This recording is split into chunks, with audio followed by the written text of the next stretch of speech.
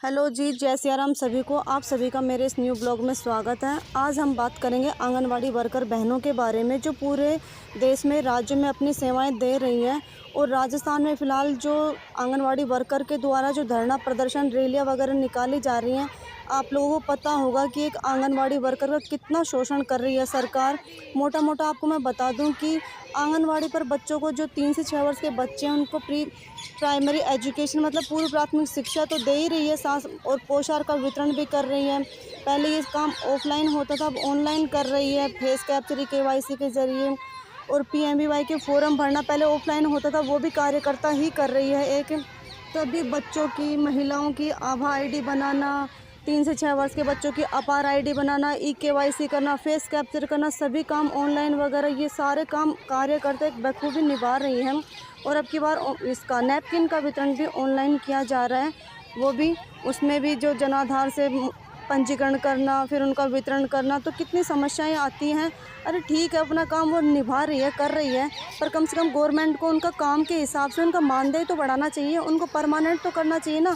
काम का वजन तो इतना थोप दिया उसके ऊपर कि आप ये भी करो, मेडिकल का भी करो, ICDS का भी करो, और अगर पंचायत का काम हो वो भी करो, लेकिन कम से कम उनको इसके मेहनत के हिसाब से उनका मानदेय तो मिले।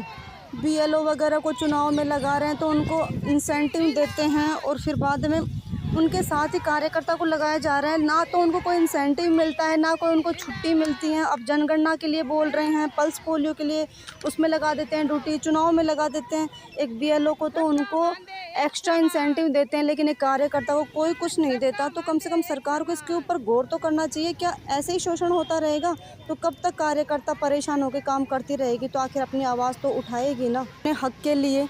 कहीं भी MLA PM CM की रैली वगैरह होती है तो सभी आंगनवाड़ी वर्कर को वहाँ पे उपस्थित होना अनिवार्य कर देते हैं। ये कोई तरीका है? ठीक है, बुला रहे हैं, भीड़ दिखा रहे हैं, तो कम से कम जो काम कर रही है, मेहनत कर रही है, उसके हिसाब से उसका मानदेय तो बढ़ाएं, उनका परमानेंट तो करें।